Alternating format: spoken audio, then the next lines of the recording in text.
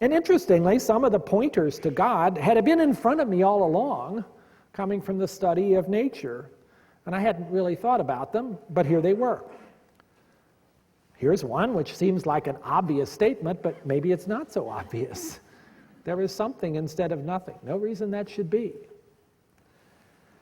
This phrase of Wigner, the Nobel laureate in physics, caught my eye because I had been involved, of course, as a graduate student working with quantum mechanics with Schrödinger's equation.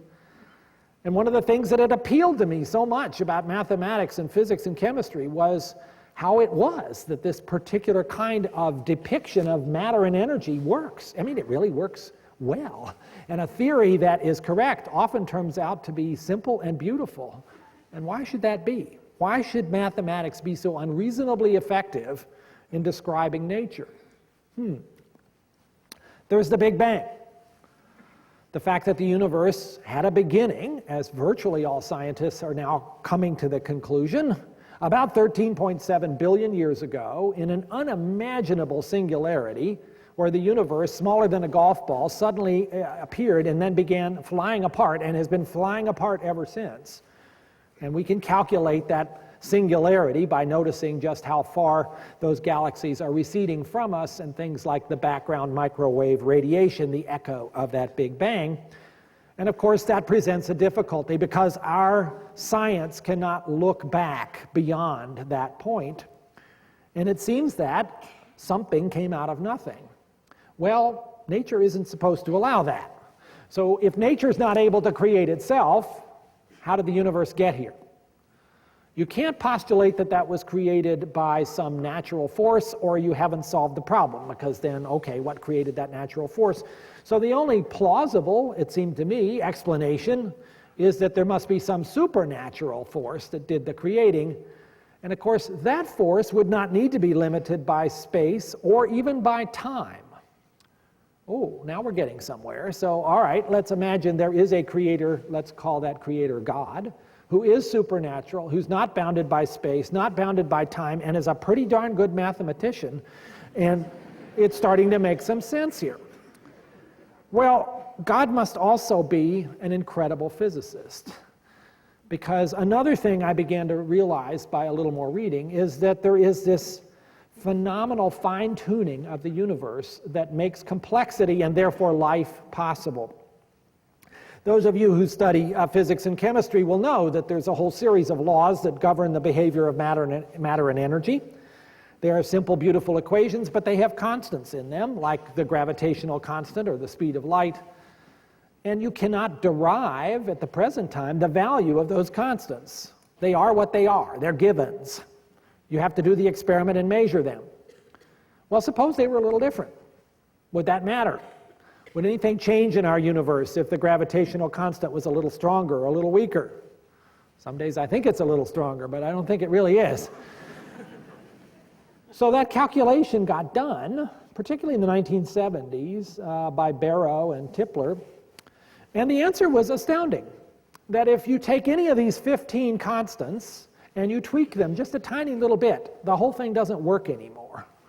Take gravity, for instance. If gravity was just 1 part in about 10 billion weaker than it actually is, then after the Big Bang, there would be insufficient gravitational pull to result in the coalescence of stars and galaxies and planets and you and me. And you'd end up, therefore, with an infinitely expanding sterile universe. If gravity was just a tiny bit stronger, well, things would coalesce all right, but a little too soon. And the Big Bang would be followed after a while by a big crunch, and we would not have the chance to appear because the timing wouldn't be right. And that's just one example. You can't look at that data and not marvel at it. It is astounding to see the knife edge of improbability upon which our existence exists. So what's that about? Well, I can think of 3 possibilities.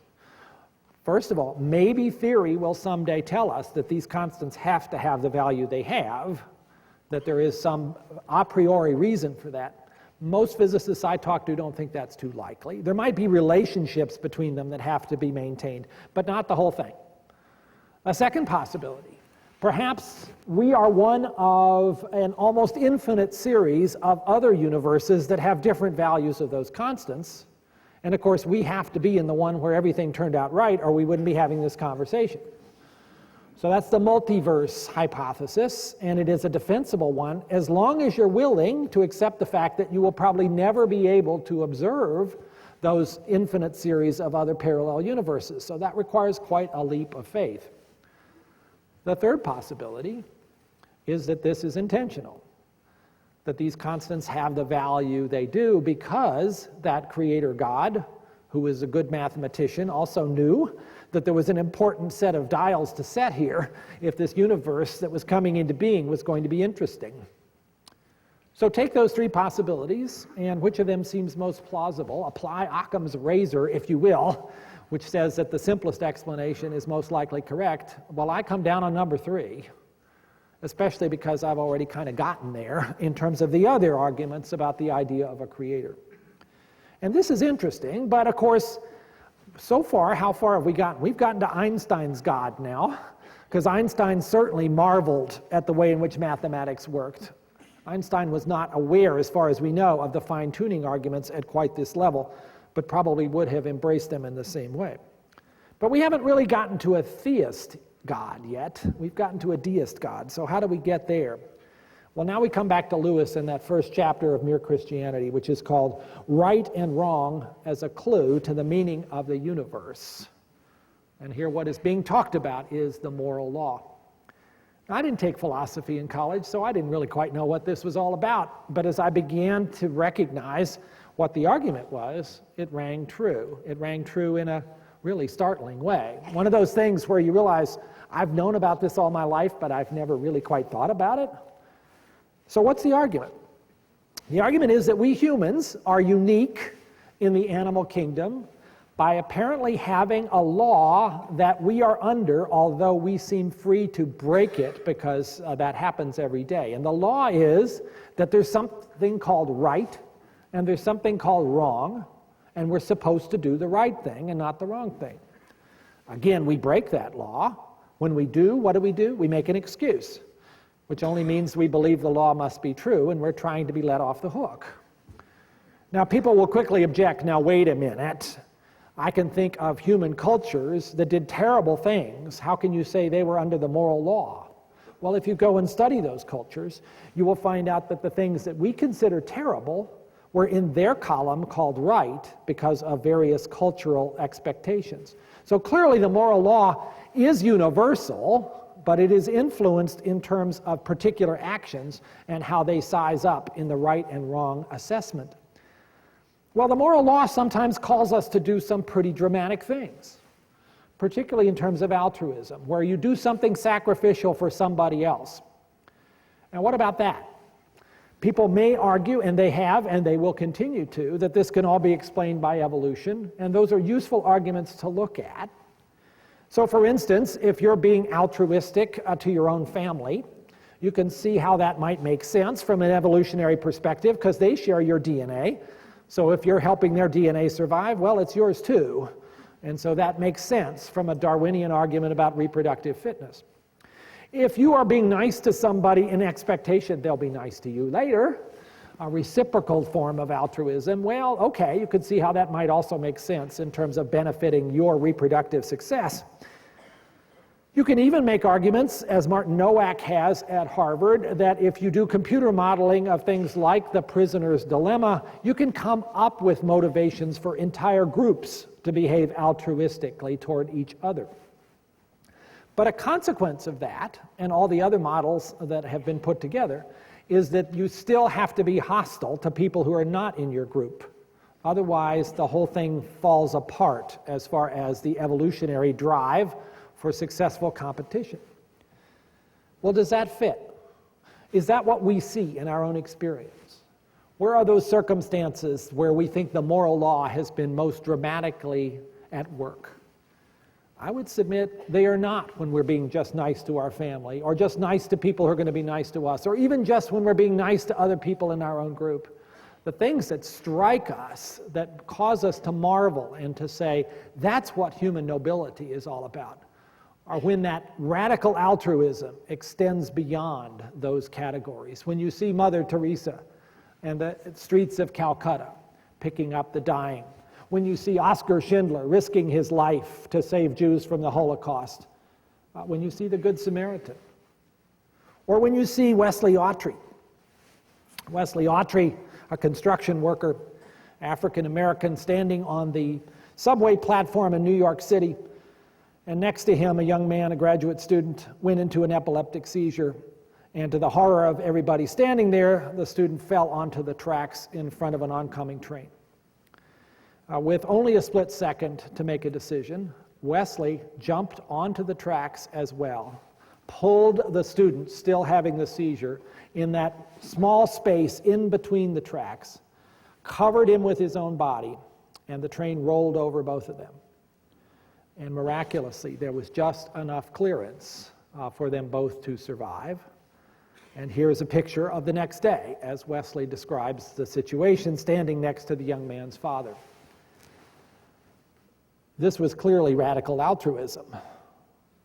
These people were of no acquaintance of each other, had no likelihood of seeing each other in any other circumstance, and belonged to different groups as we seem to define them here in our society, one being African American, one being white. And yet, New York went crazy, and they should. What an amazing act. What an amazing, risky thing to do.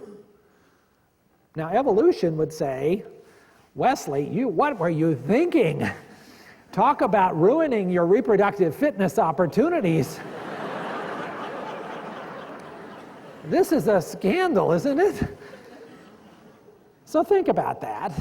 Again, I'm not offering you a proof, but I do think when people try to argue that morality can be fully explained on evolutionary grounds, that's a little bit too easy. That's a little bit too much of a just so story, and perhaps it might ought to be thought about as potentially having some other reflected reason for its presence. And I would ask the question, because Lewis asked it in his chapter, if you were looking not just for evidence of a God who was a mathematician and a physicist, but a God who cared about human beings and who stood for what was good and holy and wanted his people to also be interested in what is good and holy, wouldn't it be interesting to find written in your own heart this moral law which doesn't otherwise make sense and which is calling you to do just that? That made a lot of sense to me. So after going through these arguments over the course of a couple of years, and it was that long, fighting them, oftentimes wishing that I had never started down this road because it was leading me a place I wasn't sure I wanted to go, I began to realize that I had a certain series of immutable issues that were leading me in the direction of awe of something greater than myself. Reflected here by this phrase from Immanuel Kant, the philosopher. Two things fill me with constantly increasing admiration and awe. The longer and more earnestly I reflect on them, the starry heavens without and the moral law within. My goodness, that's just where I was.